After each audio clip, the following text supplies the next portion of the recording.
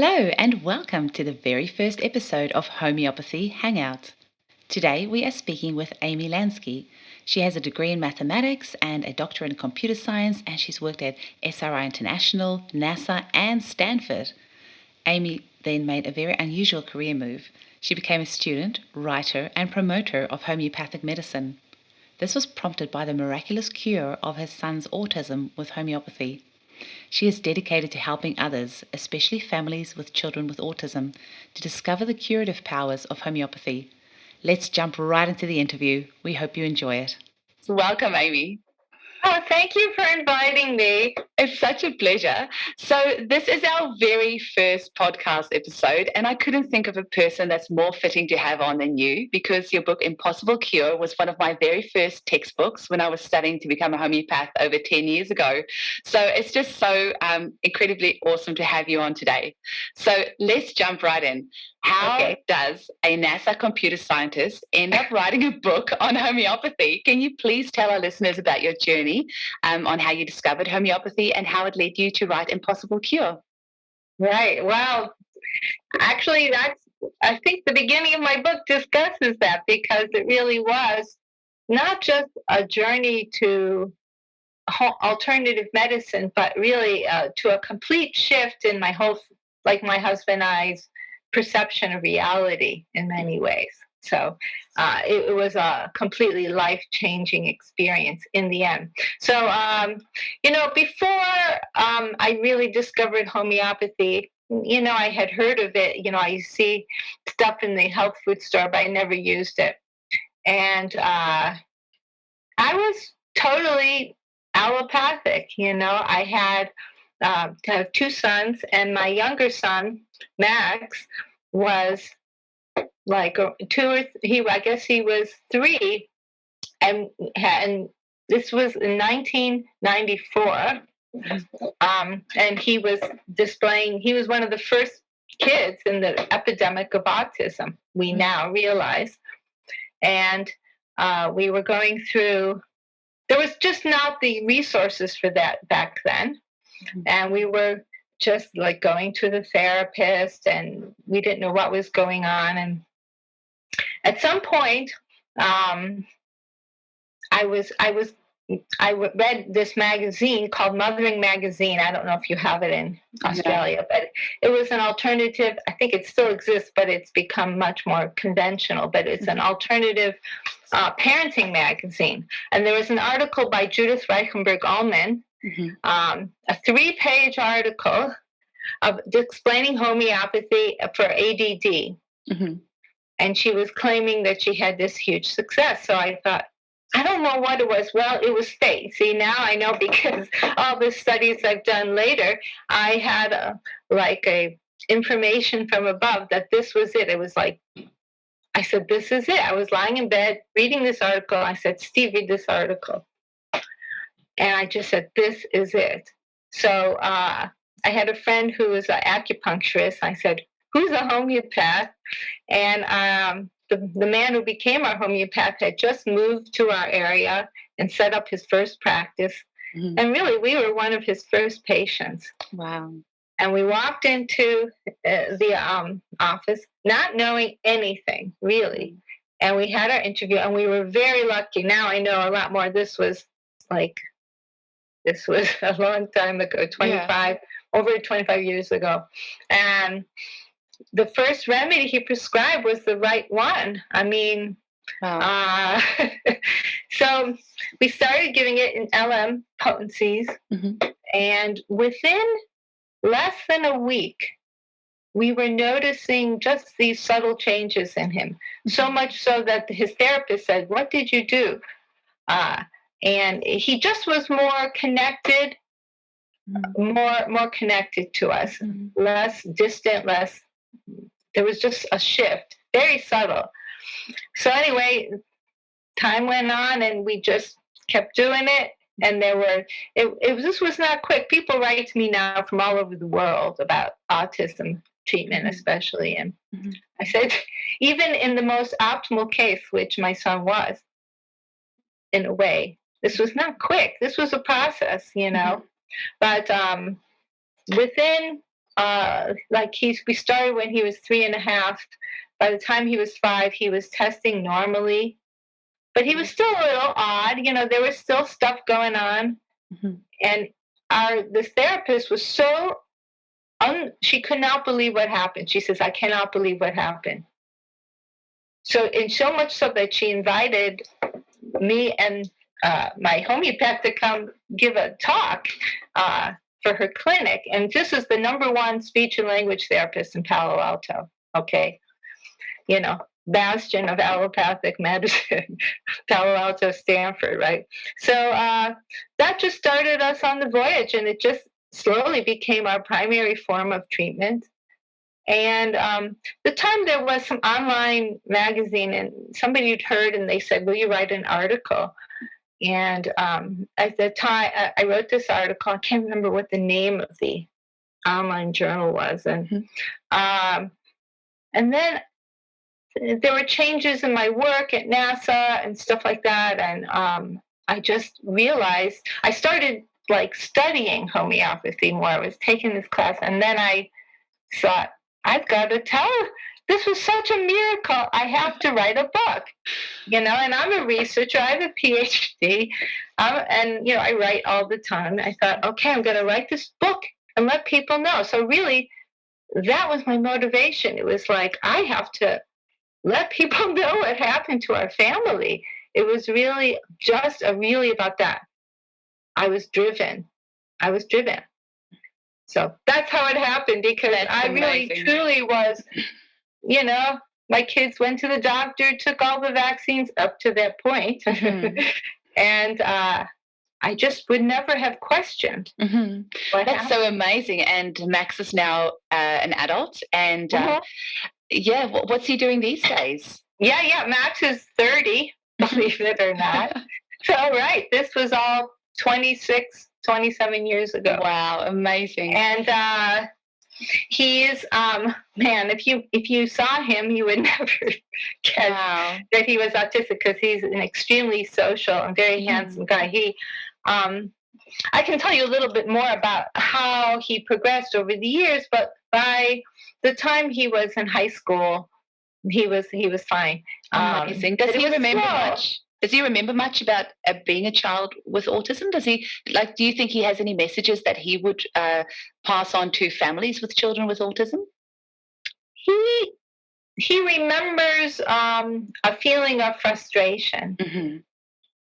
He remembers that he was trying to at one point we had him in this Montessori school because he could do his own thing and be by himself, and he remembered trying to communicate and feeling very angry and frustrated that he couldn't communicate what he was trying to do.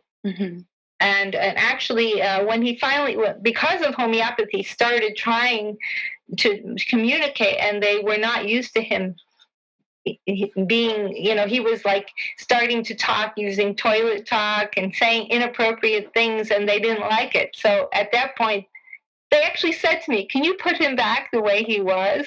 Wow. So I switched him to a new school, and they didn't think anything was wrong with that. Anyway, he remembers that frustration. He also, interestingly, feels that he's working on this now, that somehow he was a burden, or that what we went through was difficult for us now. This is his adult. I said, "Are you kidding? If it wasn't for what happened, you gave a gift to the world and our family." Really? So anyway, what is he doing? He went to USC Film School, which is the top film school in the United States, to become an animator. And he's been living in LA since then. And he was working for many years as a motion graphics artist, because you can make more money than animation. And then COVID hit, and LA dried up for a year, and he had money saved. He was on unemployment. And he says, "I'm going to take this time," and he's trying to become an actor. Wow. Amazing. And he's getting traction. I don't know if you want me to go on and on about this, but he's done 2 commercials. Oh. it's hard to become an actor. Mm-hmm. And he just recently did a short movie where he was one of the lead characters, and one of the people in it was somebody who's actually been on TV, so she has more experience on a TV show. And she said, "You are ready to get an agent. Wow. Don't wait." So this is so encouraging to hear, because this was a child with autism doing all these amazing things now, and that's exactly what I want our listeners to hear. I have so many families with children with autism in my clinic, and to hear from somebody like yourself, this experience that you've gone through and what Max is doing now is exactly, that little glimmer of light that they sometimes need in those dark days when things just seem so tough. So it's wonderful hearing this. I'm so glad.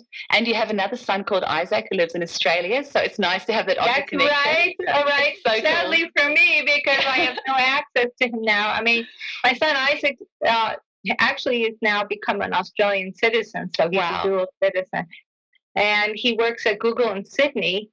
And so, of course, I've been wanting him to come back, but he's been there 8 years now, and now he can't. Oh, like he could, it would be a one-way ticket. So, but he uses homeopathy too. Amazing. And he's an extremely successful guy at Google. So he's 33. Incredible. I'm just wondering, Amy, so I know this is a couple of decades now since you've sort of had a child with autism yourself, but do you have any advice for families with children with autism? Yeah. And also other therapies that you found useful. Any sort of advice for our listeners who, are in the situation you were all those years ago? Any advice that you can give for them? So, I do. People write to me. I probably get emails every day almost from parents. And I want to say I'm not a practitioner and I don't see, but I've never not responded to somebody, and I just try to give advice or guidance. I don't treat. And I never charge, because I view this as my thank you to the universe. But I don't talk to people on the phone. I don't consult. I just do it through email, because that's so. First, I want to say is that the situation now is much worse than when Max was going through this, because of what's going on with the environment, all the other assaults on our system. These kids now are much sicker, and they're getting the treatment is much harder, and so the patience must be much greater. Patience is a big factor. With Max, I would say he was a relatively simpler case, and all we did, this was before I found homeopathy. I heard about something called the Feingold diet. Now we understand diet in autism, but back then we didn't. And he was addicted to milk, which is one of the main things to watch out for. And he was like drinking 8 bottles of milk a day. Wow. It was like his love. He wanted milk, milk, milk. And so we took him off of milk. We put him on goat milk, actually, but just much less. And that was our first change. Wow. He just was somehow less in a dream world when we took the milk away. But he was still starting to show more autistic behaviors like echolalia, repeating what you said, and various other things. Yeah. But he was less walking around in a dream world at that point. So that was the main thing. And osteopathy. We took him to an osteopath, and up to that point, he didn't want to be hugged. He was like, that's very common. And he really started becoming more affectionate after osteopathy, cranial work. But now kids, of course, are using so much more, all these diets and other things. And I think that connection is a big thing for families with children with autism. I have a few in my clinic as well, and I have a specific remedy that I've had really good success with, just to help with that eye connection and contact and all that. And so many mums have said, if you can't help me any further, I'm happy as it is, because he's looking at me and he's cuddling me. So that is a big thing, hey? Right.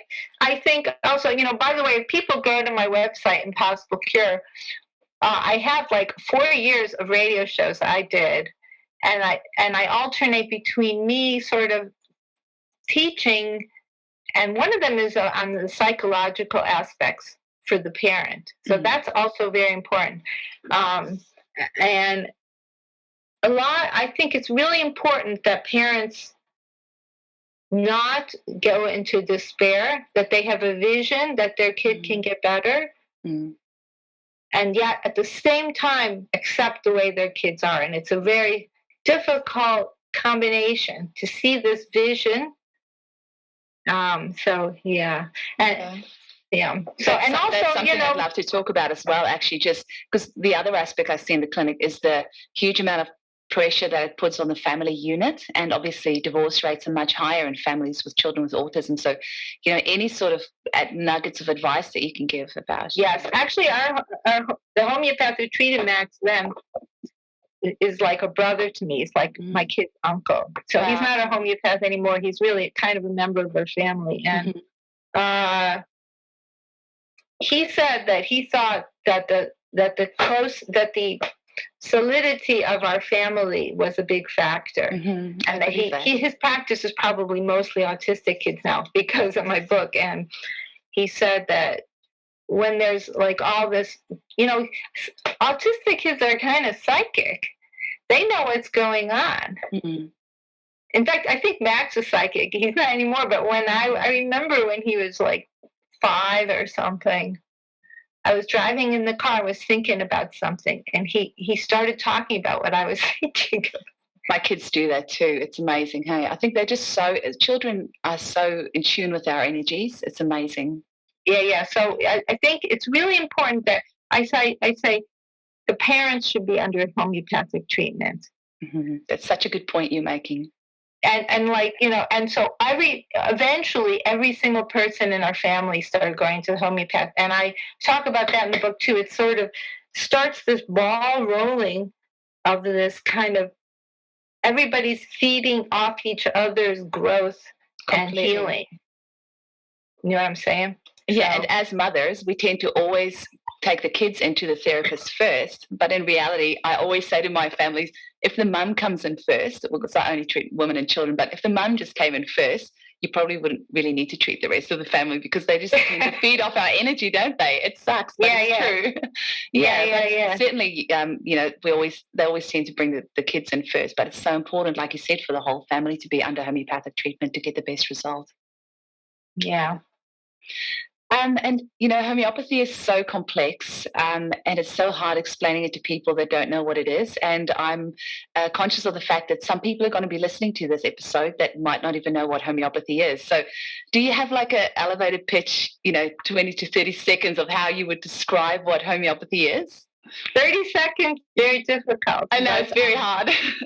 I got to say, one of the first things I say is that I don't know about Australia, but in the United States, the word homeopathy is used for all alternative medicine. Same here.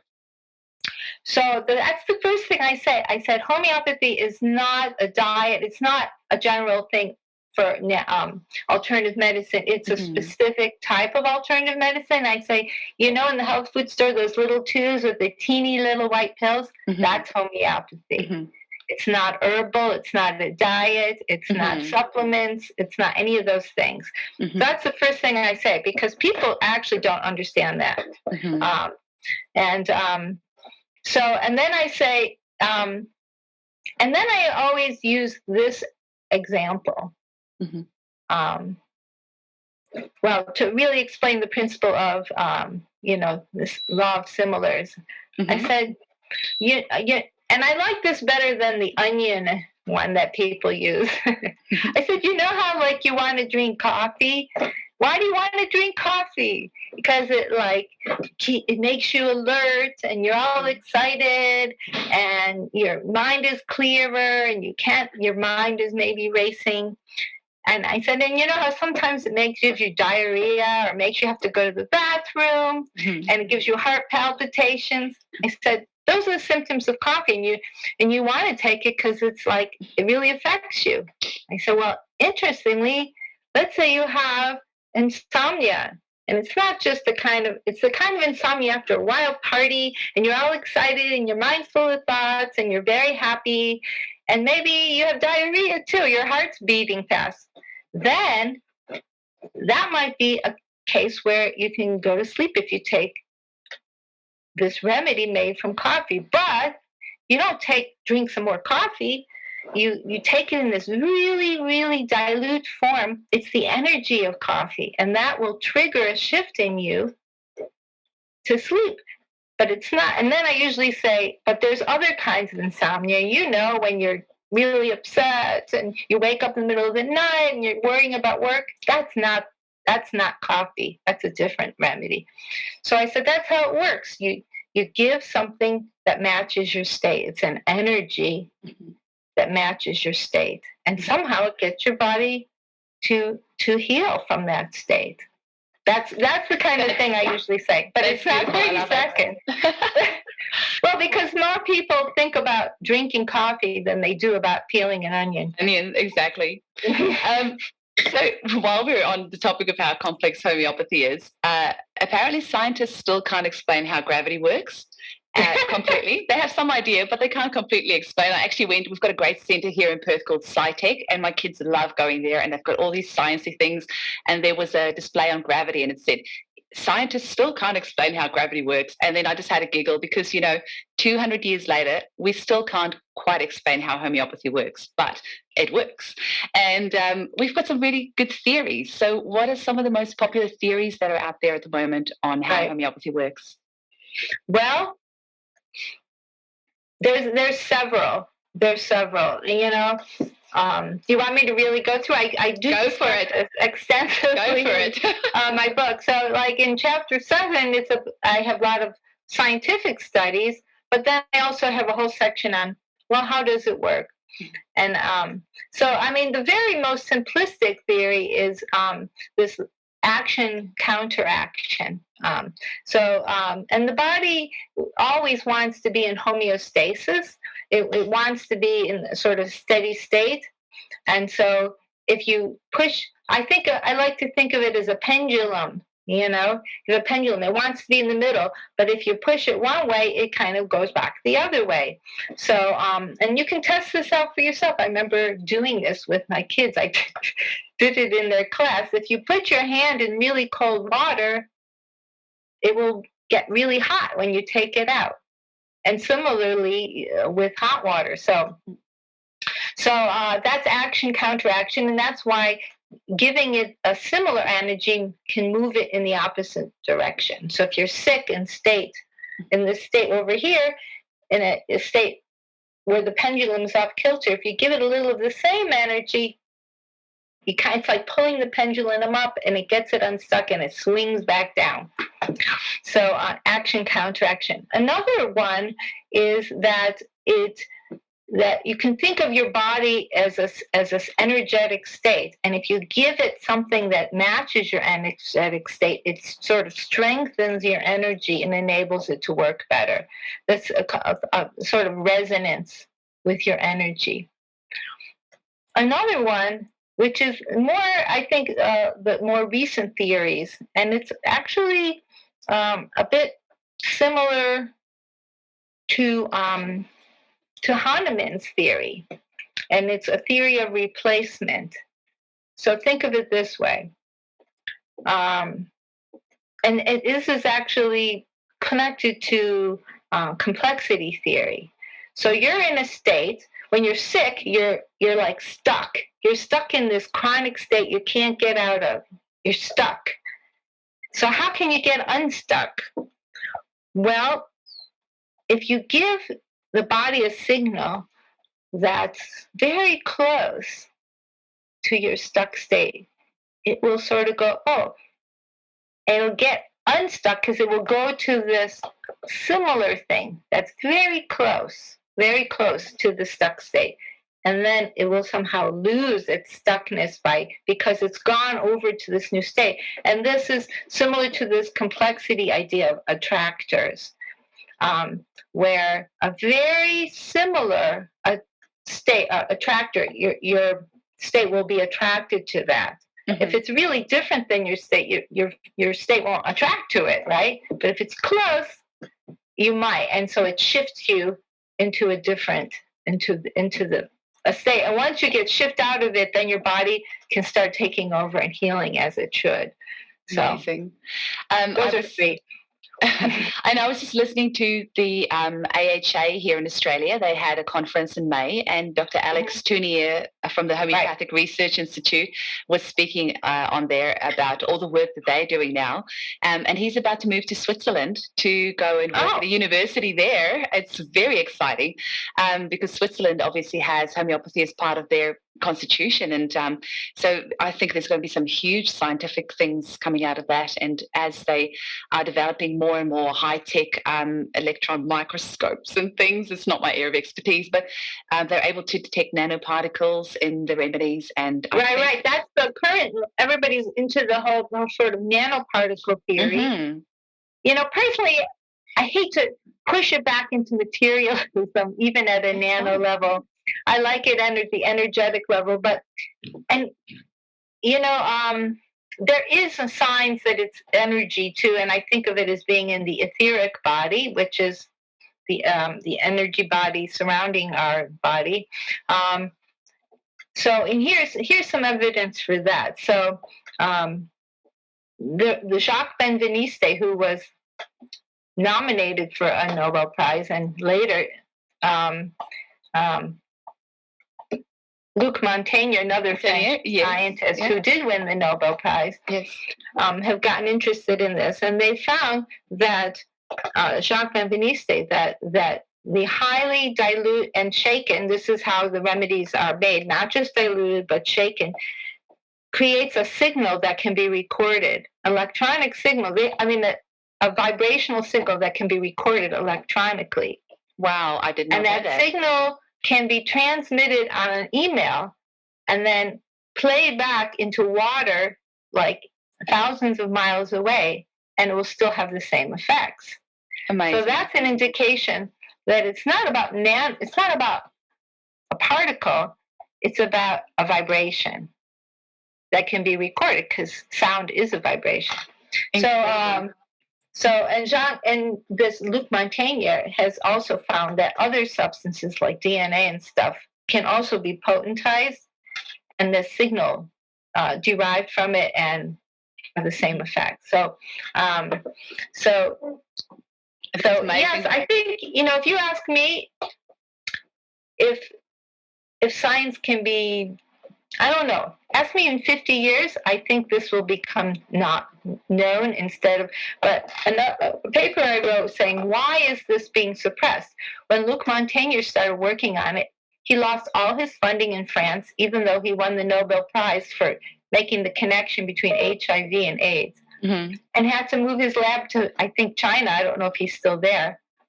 Because, why? Because think about it. If you could take any substance, including an allopathic drug, and potentize it, and it still works, if you can email that signal to everybody on the planet, 3 free drugs, it would completely destroy the pharmaceutical industry. I think there's so many examples of that worldwide, where amazing discoveries have been made, and the people who discovered those have then been ridiculed. This is not new. It's been happened. Yeah. It's happened for centuries. So in my view, in the early days of Hahnemann, homeopathy was simply competition among doctors. Now I think underneath it all, the pharmaceutical industry knows that if the power of potentization actually was accepted, it would destroy their industry, and they are now the most powerful industry in the world. So that will be our block, and this is the underlying all the attacks on homeopathy, which are funded by the pharmaceutical industry. So. Well, you just kind of touched a little bit there on energy medicine and things, and I want to lead into that with synchronicity. I listened to an interview you did about homeopathy and synchronicity, and it completely resonated with me. It's so my vibe, and I would love if you can speak about your definition of synchronicity and how you see that intertwined with homeopathy. Right. Well, after I finished my book, I started doing other explorations because my mind had been blown and open. So And I started learning about other energy medicine and then other spiritual things. And I ended up writing a second book. And and a big theme of it was the concept of synchronicity. So, what is a synchronicity? I mean, Jung came up with this term um, for the idea that things of similar meaning are tend to co-occur in time and space. So he came up with the idea when, like, some patient of his was in a certain state which caused a certain dream, and the dream was about this beetle. And then, as she was talking about her dream, this beetle starts rapping on the window.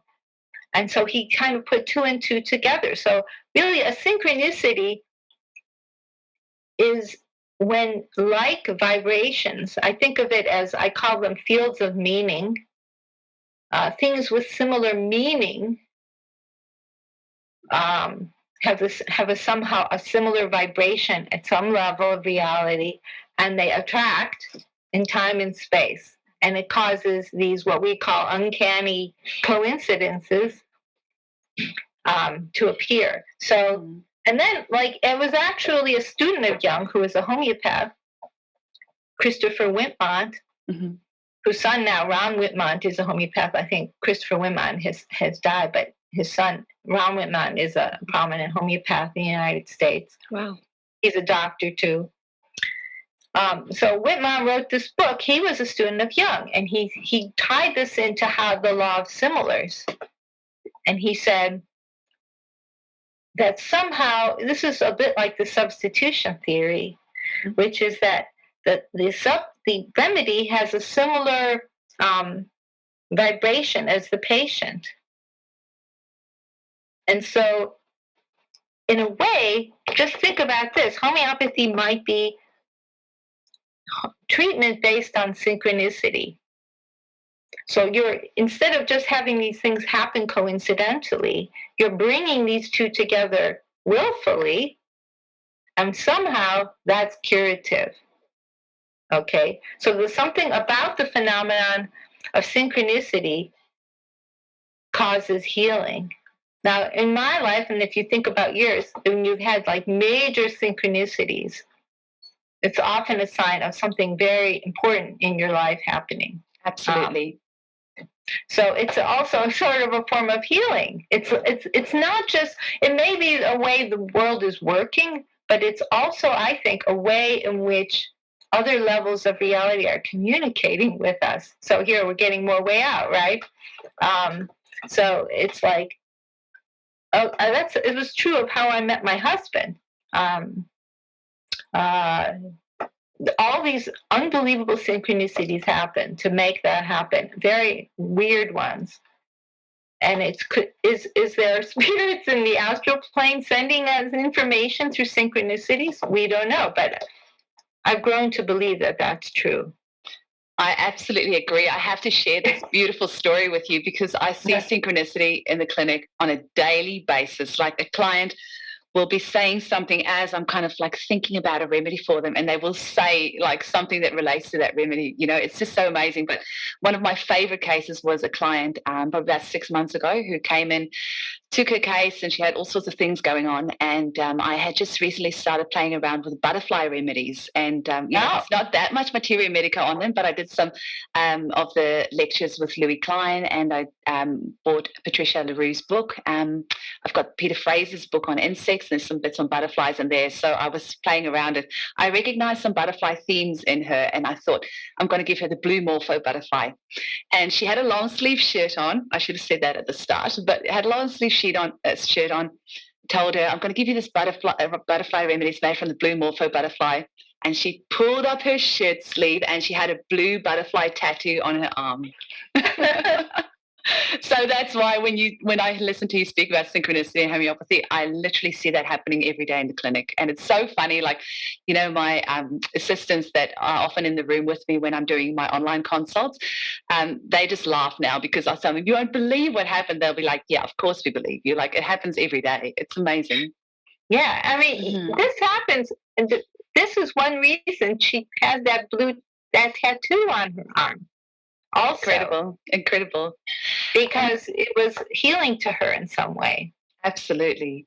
So I'd love to also lead into your second book, Active Consciousness. Can you please tell us a bit about the book, what it's about, how you came about writing it? And that was, is it 2011, I think it was published, so it's already a while ago now. Yeah, it is a while, and I'm working on the third one. So now that book, in some ways it's kind of a hodgepodge because it weaves together all kinds of things that I believe are related to one another. So at some level, it's my theory about how the universe is working, and it weaves together stuff about synchronicity, Rupert Sheldrake's morphic fields, experiments, psychic experiments, homeopathy, and then it alternates. I studied for many years with a teacher, Gary Sherman, meditation teacher, who teaches this method called perceptual integration. And so there's a lot of his exercises in the book about how to meditate. And then I go into my theory. Actually, I came up with this theory before homeopathy. I think so. I think I talk about it at the beginning of the book, how, because I'm a Trekkie, about how this episode of Star Trek Deep Space Nine, the first episode, talks about how the captain goes into this wormhole, and he essentially enters the fourth dimension, and in that space, time and space are irrelevant. So anyway, so I talk about if there's a part of us that exists in higher dimensionality, which I believe it does, then we can use that part of us to accomplish various things, like to do all the things that we think are psychic powers would be easily explained if we had a part of us that could see distant places, which would be, and so I explain that too. And then I also explain how this theory can explain like the various manifestation methods that people use, because we can actually influence how the future, actually see more about how the future will unfold and influence it through our thoughts and through this part of us. So that's also part of it. And then I also relate it all to the teachings of various esoteric teachers like Gurdjieff and Steiner, Kabbalah, stuff like that. So it really is this huge voyage, but it sounds so complicated, but I do believe I make it simple to read, and it weaves you through this experience. It really, a friend of mine's reading it now and said, man, this is 10 books in one, which is sort of what I tend to be like, put my whole theory out there. But now I'm writing a third book, which really is developing more in a certain, more, I think, understandable way, or like a lot of the ideas were percolating in that book, and now I kind of understand a little better. Well, Impossible Cure is the same, that it is, I can see why it was one of our prescribed textbooks, and I can see why so many homeopathic colleges around the world use it as one of their prescribed textbooks, because, as I was rereading it, I've reread it several times over the past 10 years, but it just struck me again how you have covered everything anyone could possibly want to know about homeopathy in that one book.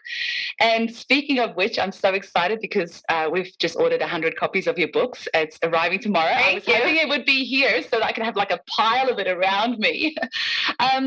But we're about to start a book club for the hundreds of mums that I work with and who are just so thirsty to learn more about homeopathy. And I was like, right, let's start a book club. And there's no better book that we could do this with than with yours. So is there any advice that you have for these mums who I almost feel like I need to warn them because they're about to have their minds blown reading this book because you cover everything, that anyone could possibly want to know about homeopathy. So any advice for these mums as they delve deep into the world of homeopathy? Well, first of all, it's not a how-to book, so it really doesn't talk about what remedies to take for what.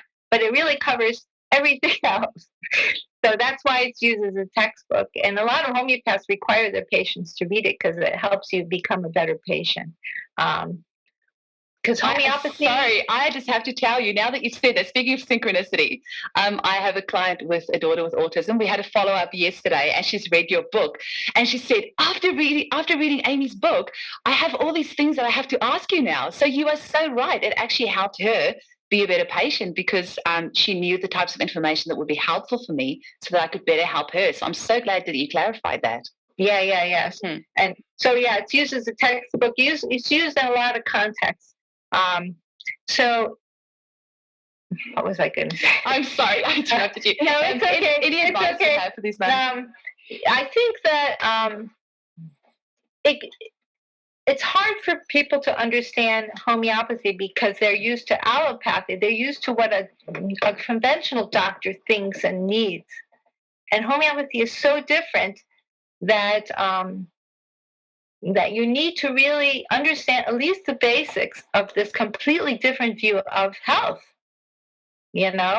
to really be a good patient, to really understand it. You don't have to, but you can be much more effective of healing yourself and working with the homeopath if you understand the ideas of homeopathy. And so it covers my story. The book covers my story. It covers the history of homeopathy. And then it really goes into the philosophy, which is a very different philosophy of health, of disease and healing than conventional medicine. And I think that philosophy is what makes it also very threatening to conventional medicine, because a lot of what conventional medicine does is suppress symptoms, which homeopathy believes leads to deeper disease. So I discuss that. And I discuss the science, and I discuss how to prepare for appointments. And so it really covers. I've even had people say, my husband's like, a scientist, but your book convinced him. So also with the second book too. So I that is, I come from that.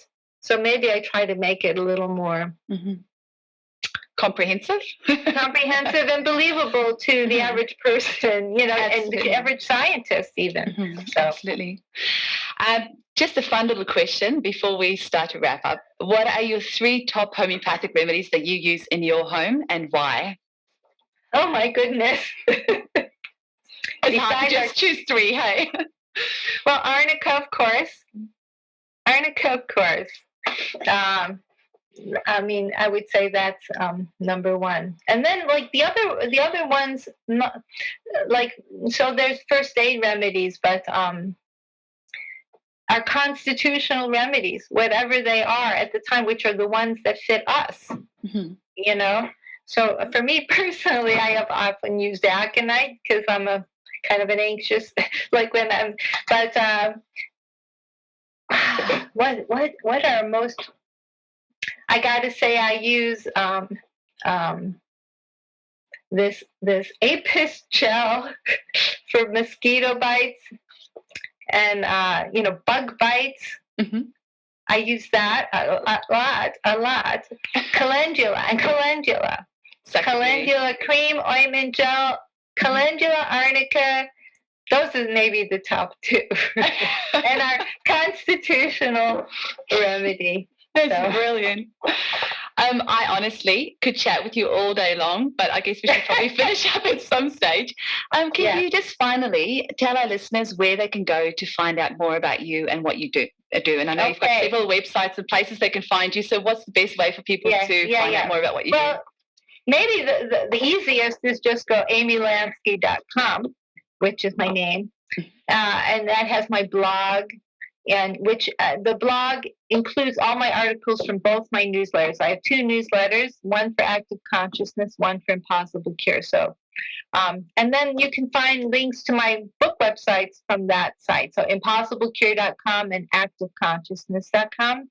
Then you can find out how to order. On the Impossible Cure site, there's like lots of info for autism parents, obviously. And Yeah, that's it. And then, third book forthcoming, hopefully next year. Can't wait.